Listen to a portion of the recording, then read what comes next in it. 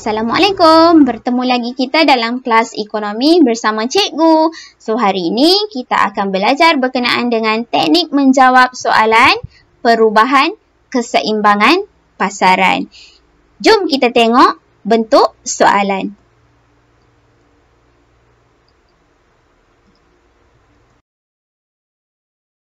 Okey, mari kita lihat contoh soalan.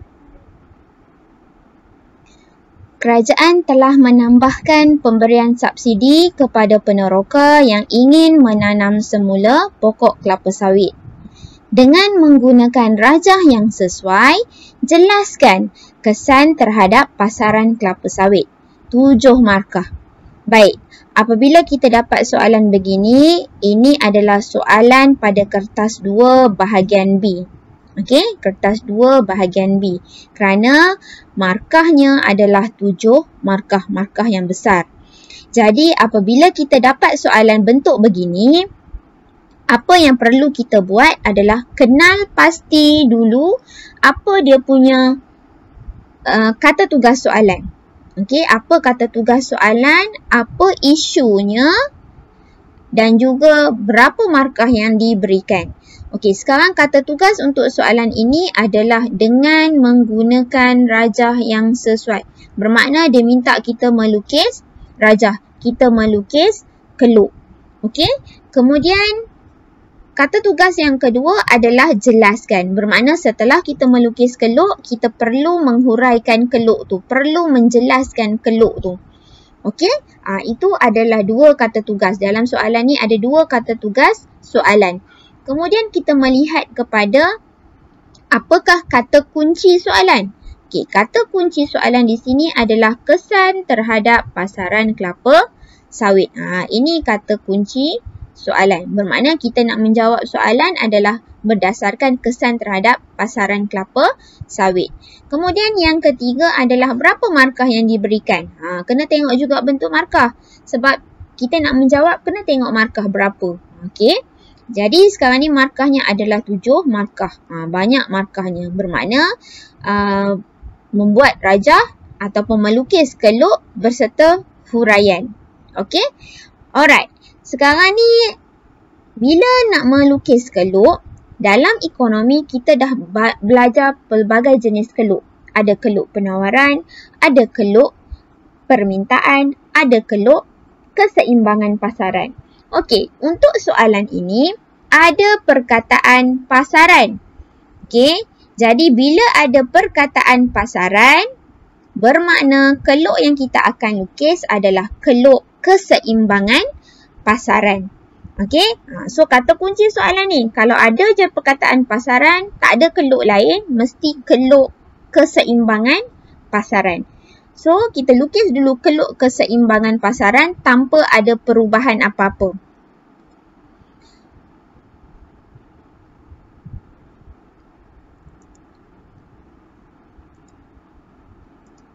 Baik, ini adalah keluk keseimbangan pasaran iaitu keluk X. Okey, keluk X.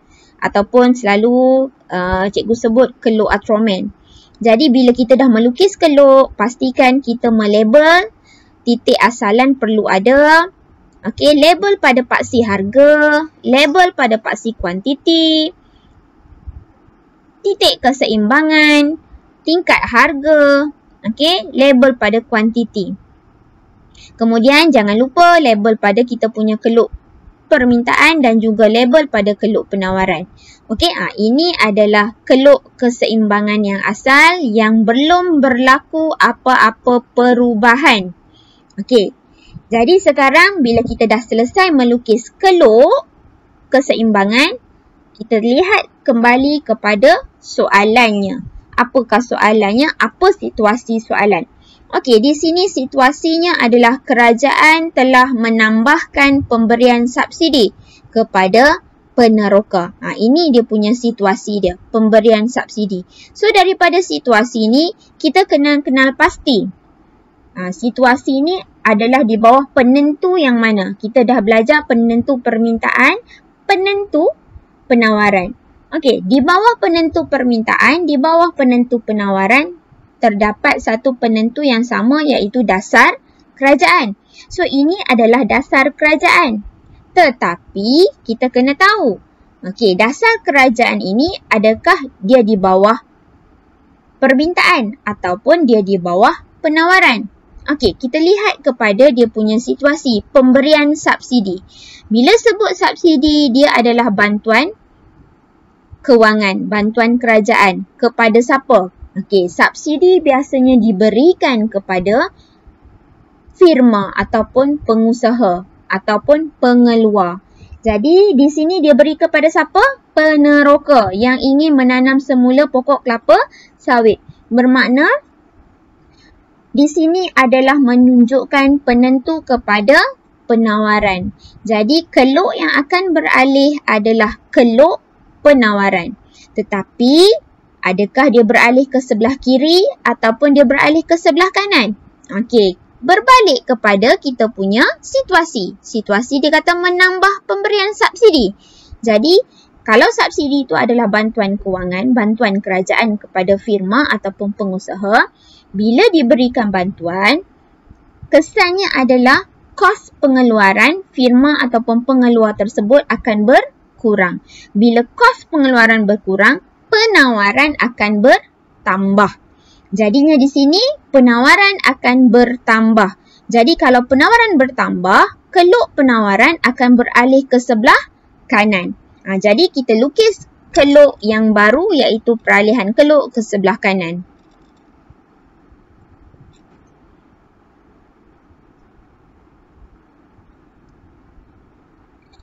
Okey, settle kita punya keluk. Keluk kita dah siap. Kita ada peralihan keluk ke sebelah kanan menjadi S1, S1. Okey, ada titik keseimbangan yang baru I1, tingkat harga yang baru P1, kuantiti keseimbangan yang baru Q1. Jadi untuk S yang asal ni adalah kita patut labelkan dia sebagai S0.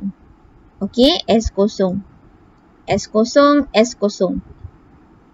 Sebab S yang bergerak, jadi S yang asal kita labelkan dia sebagai S0 lah, baru kita nampak pergerakan keluk penawaran tersebut. Okey, jadi keluk kita dah settle, keluk kita semua lengkap, ada label semua. Jadi markah untuk keluk di sini adalah 4 markah. Okey, kita dapat 4 markah dalam tangan untuk keluk. So, markah di sini berapa? 7 markah. Bila 7 markah, keluk 4 markah bermakna balance lagi 3 markah adalah datangnya daripada huraian. Jadi kita nak buat huraian. Okey, nak buat huraian kena ingat 5 langkahnya, 5 step. Okey, step yang pertama kita kena bagi tahu keseimbangan asal. Step yang kedua, situasi. Step yang ketiga adalah peralihan keluk. Step yang keempat, keseimbangan yang baru. Step yang kelima adalah kesan terhadap harga dan kuantiti. Ingat 5 tu. Itu je petua dia. Ingat 5. Keseimbangan asal, situasi, peralihan keluk, keseimbangan yang baru dan juga satu lagi kesan terhadap harga dan kuantiti. Jadi kita tengok bagaimana kita nak menulis dia punya huraian. Okey, huraian yang pertama. Keseimbangan pasaran asal. Okey, jadi kita boleh bagi di sini keseimbangan pasaran asal berlaku apabila keluk permintaan DD bersilang dengan keluk penawaran SS di titik I0 pada harga keseimbangan P0 dan kuantiti Q0. Okey, ini keseimbangan yang asal. Kemudian kita bergerak kepada step yang kedua iaitu situasi. Bila kita nak menerangkan situasi dan apa yang berlaku terhadap kita punya penawaran, mulakan dengan perkataan apabila. Cikgu suka maklumkan. Kita guna perkataan apabila. Apabila kemudian diikuti dengan situasi dia. Situasinya sini adalah pemberian subsidi. Jadi, apabila pemberian subsidi diberikan kepada peneroka, maka kos pengeluaran akan berkurang. Menyebabkan penawaran kelapa sawit bertambah. Okey? Di sini, penawaran kelapa sawit bertambah. So, kita dah bagi tahu penawaran kelapa sawit bertambah. Jadi, apa step yang ketiga? Step yang ketiga, perubahan kepada keluk kita. Pergerakan keluk. Jadi, kita boleh tulis di sini. Keluk penawaran beralih ke kanan dari S0 ke S1 S1. Okey, itu step yang ketiga. Step yang keempat adalah keseimbangan baru. Okey, jadi kita boleh tulis di sini, keseimbangan pasaran kelapa sawit yang baru berlaku apabila keluk DD bersilang dengan keluk S1 S1 di titik E1 dengan tingkat harga P1 dan kuantiti Q1. Okey, kalau kita tengok pada kita punya keluk, kita boleh cerita keseimbangan pasaran kelapa sawit yang baru berlaku apabila keluk DD bersilang dengan keluk S1 S1 di titik E1 dengan tingkat harga P1 dan kuantiti keseimbangan yang baru pada Q1. Okey, itu cara kita nak menghurai keseimbangan. Last sekali, step yang kelima, kesan terhadap harga dan juga kuantiti. Okey, kalau kita lihat kepada keluk kita, apa yang berlaku terhadap harga? Harga berkurang. Okey, daripada P0 ke P1. Apa yang berlaku pada kuantiti? Kuantiti bertambah daripada Q0 ke Q1. Ke sebelah kanan bermaksud dia bertambah. Kalau ke sebelah kiri bermaksud dia berkurang. Okey, jadi kita punya huraian lengkap lah. Ada 5 langkah huraian. Jadi kat mana markah diberi untuk huraian? Sebab kita tulis panjang. Manakah markahnya? Okey, inilah markah dia. Okey, markah yang pertama diberikan apabila ada perkataan ataupun ada kata kunci ataupun ada yang ditulis. Keluk permintaan DD bersilang dengan keluk penawaran SS. Okey. Ini dah dapat H1. Maksudnya markah yang pertama, huraian pertama. So markah yang pertama. Kemudian ada perkataan di titik E0. Sini markah lagi. Tetapi dalam markah yang sama dah jadi ulangan markah yang pertama. So tak dikira lah sebab dia dikira sebagai ulangan. Ulangan H1. Kemudian pada harga keseimbangan P0. Sini lagi sepatutnya dapat markah. Tetapi masih lagi dalam markah yang sama iaitu H1. Jadi dia dijadikan sebagai ulangan. Kemudian dan kuantiti Q0. Ini juga adalah ulangan H1. H1 bermaksud dia membawa satu markah. Huraian yang pertama mendapat markah. Okey. Kemudian kita lihat di manakah lagi dia punya markah. Okey, tengok H2. Markah yang kedua adalah bila kita beritahu penawaran kelapa sawit bertambah. Ini adalah markah yang kedua. Kemudian keluk penawaran beralih ke kanan. Ini pun juga adalah markah tetapi dalam kategori yang sama dengan H2. So dia dah jadi ulangan H2. Okey. Dari S0 ke S1 S1. Sini juga adalah kata kunci markah juga tapi dalam H yang sama. So ulangan H2. So dah berapa markah kita dapat? Kita dapat 1 markah, 2 markah. Okey, dah 2 markah. Kemudian kita beralih pula kepada H3. Ini markah yang ketiga apabila kita beritahu keluk permintaan bersilang dengan keluk S1 S1. Okey, ini markah yang ketiga. Sama juga macam tadi berlaku ulangan H3 pada E1, ulangan H3 pada P1, ulangan H3 pada Q1. Okey? Bermakna kat sini adalah markah yang ketiga. Okey, andai kata kalau kamu tak letak keluk DD bersilang dengan keluk SS, tapi ada perkataan di titik E1 ni, ada E1, dah dapat juga 1 markah. Okey. Kemudian markah yang keempat, apabila kita beritahu di sini, tingkat harga menurun. Okey, ni markah yang keempat. Tingkat harga menurun, markah yang keempat. Kemudian ada ulangan perkataan daripada P0 ke P1. So, ini dah jadi ulangan markah yang keempat. So, ini pun patut dapat markah. Tetapi bila kita dah tulis yang di depan ni, bermakna ini dah jadi ulangan markah. So, tak adalah markah dia sebab dah jadi ulangan. Kemudian, markah yang kelima adalah kuantiti bertambah. Dan ini pun Q0 ke Q1 juga menjadi ulangan markah yang kelima. So, untuk huraian ni kita dapat berapa markah? Kita dapat 5 markah. Okey, huraian ni kita dapat 5 markah. So, 5 campur 4 kita dapat berapa markah? 9 markah. 9 markah tapi di sini markahnya hanya 7 markah. So, kita akan dapat 7 markah full. Okey, 7 markah full. Mana dia punya cursor dia? Alright. So, boleh faham ke? Cikgu harap boleh faham ya. Jadi kita tengok contoh yang kedua. Alright, ini adalah contoh yang kedua di mana ini adalah soalan SPM sebenar tahun 2019. Jadi kita lihat kepada soalannya di sini. Dia bagi kita gambar rajah. Okey, dia bagi kita table yang berkaitan dengan harga runcit produk petroleum. Ada RON 97, ada RON 95, ada diesel. Okey, keadaan ini kalau kita lihat berlaku penurunan terhadap produk petroleum. So, kita tengok kepada soalan dia. Dengan bantuan rajah, jelaskan perubahan harga tersebut ke atas pasaran barang pengganti. Berapa markah? 7 markah. So, kat sini yang pertama kenal pasti dulu. Apakah dia punya kata kunci? Kata tugas soalan. Okey, kata tugas soalan yang pertama dengan bantuan rajah. Bermakna kita kena lukis rajah ataupun kita kena lukis keluk. Kemudian yang kedua, kata tugas yang kedua adalah jelaskan. Bila dah lukis rajah, perlu dijelaskan. Apa kata kunci soalan ataupun isu soalan? Perubahan harga tersebut ke atas barang pengganti. Itu dia punya isu soalan dia dan markahnya adalah 7 markah.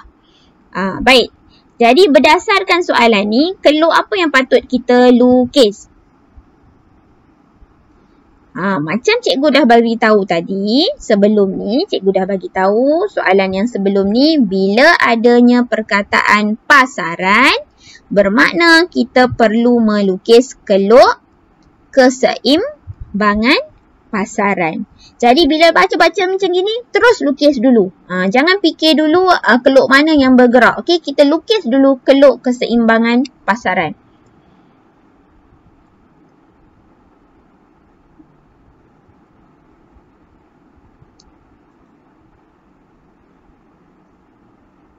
Okey, selesai keluk keseimbangan pasaran kita yang asal.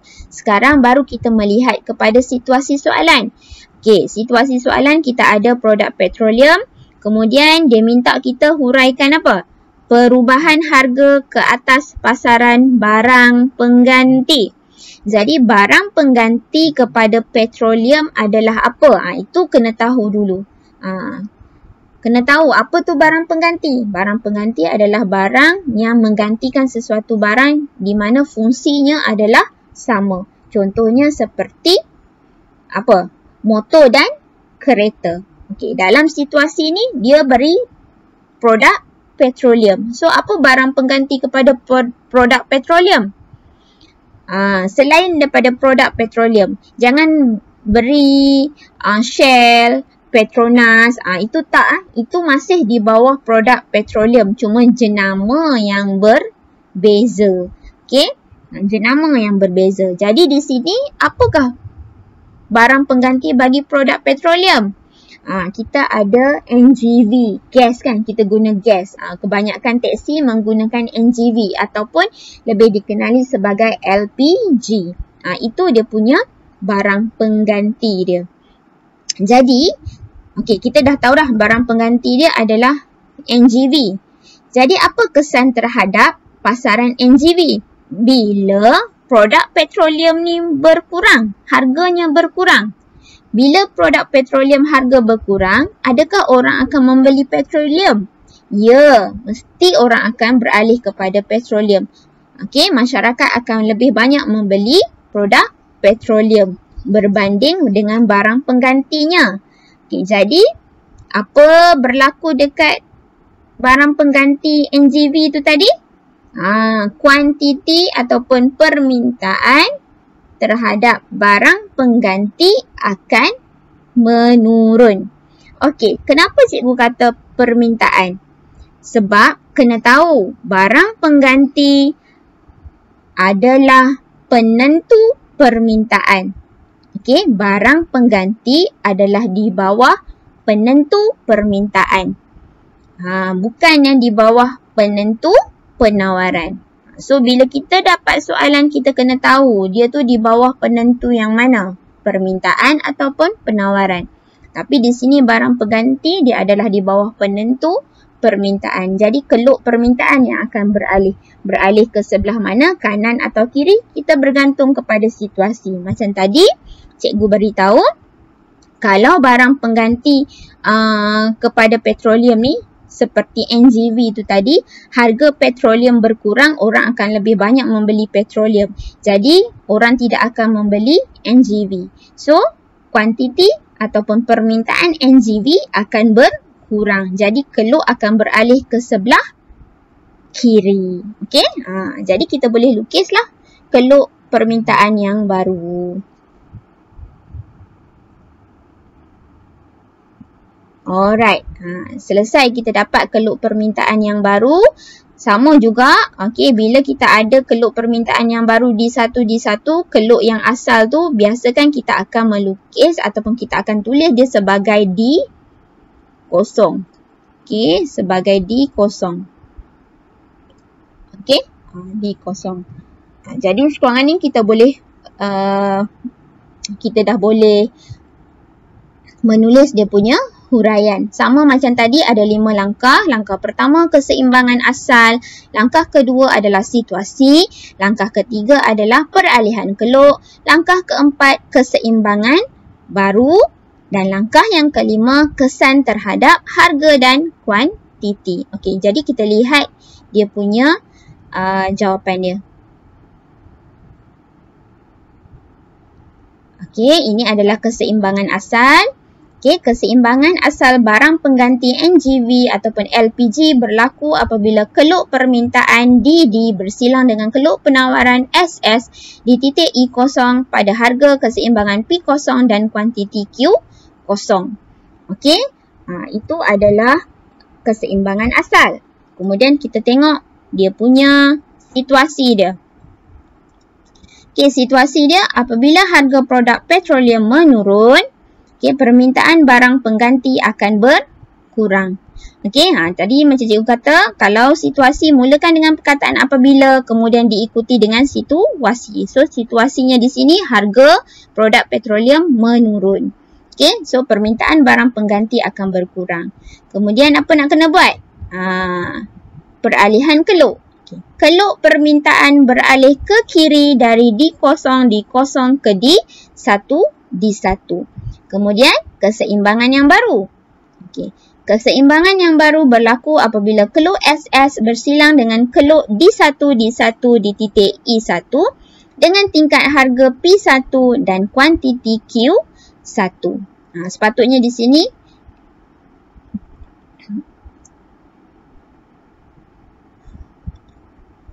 betul lah ni. Okey. D1, P1 dan Q1. Kemudian last sekali adalah kesannya tingkat harga menurun dari P0 ke P1 dan kuantiti berkurang dari Q0 ke Q1. So lengkap 5 langkah. Okey, untuk huraian keluk. Kemudian kat mana markah diberi? Okey, keluk kita dapat berapa markah? Keluk bila 7 markah, keluk automatik memang akan 4 markah. Okey. Keluk memang automatik akan jadi 4 markah. So keluk kita dapat 4 markah dalam tangan sebab label semua lengkap. Dan keluk kita pun betul. So 4 markah dalam tangan, balance adalah 3 markah. Jadi kita tengok dekat mana pemberian markah. Okey. Ini pemberian markahnya. Okey, markah yang pertama dekat barang pengganti NGV. Kita bagi tahu apa barang pengganti bagi produk petroleum iaitu NGV ataupun LPG. Ya, ini markah yang pertama. Okey. Markah yang kedua. Okey, ini markah yang pertama. Macam tadi, Markah yang kedua di mana? Keluk permintaan DD bersilang dengan keluk penawaran SS. Okey, ni markah yang kedua. Okey, keluk permintaan ataupun DD bersilang dengan SS. Okey, itu markah yang kedua. Okey, yang tadi seperti biasa ada ulangan. Ulangan markah kedua, ulangan markah kedua, ulangan markah yang kedua lah. Kemudian markah ketiga, bila kita beritahu permintaan barang pengganti akan berkurang. Sini markah yang ketiga. Okay, ini pun sama ya. Macam tadi ada ulangan bagi huraian ketiga, ulangan bagi huraian ketiga iaitu ulangan markah lah. Kemudian markah yang keempat, bila kita beritahu keluk SS bersilang dengan keluk D1, D1. Okay, SS bersilang dengan D1, D1. Okey, sini markah yang keempat. Kemudian I1, P1, Q1 ni adalah merupakan ulangan kepada huraian keempat. Markah yang keempat lah. Kemudian markah kelima apabila kita beritahu harga menurun. Okey, dan kuantiti berkurang, ini adalah markah yang ke-6. So, untuk huraian ni kita dapat berapa markah? 6 markah. Okey, 6 markah untuk huraian. Jadi 6 markah huraian campur 4 markah keluk kita dapat 10 markah. Tapi kat sini berapa maksimum? Maksimum hanya 7 markah. So untuk total sini kita dapat markah penuh 7 markah. Okey, 7 markah sahajalah walaupun huraian kita campur dengan keluk melebihi. Tapi markah maksimum yang diberi kepada soalan ni adalah 7 markah. Okey, cikgu harap perkongsian untuk kali ini kamu dapat sesuatu, kamu faham bagaimana cara untuk kita jawab soalan bagi perubahan keseimbangan. Jadi kita akan jumpa lagi pada kelas yang akan datang. Untuk itu, bye. Assalamualaikum.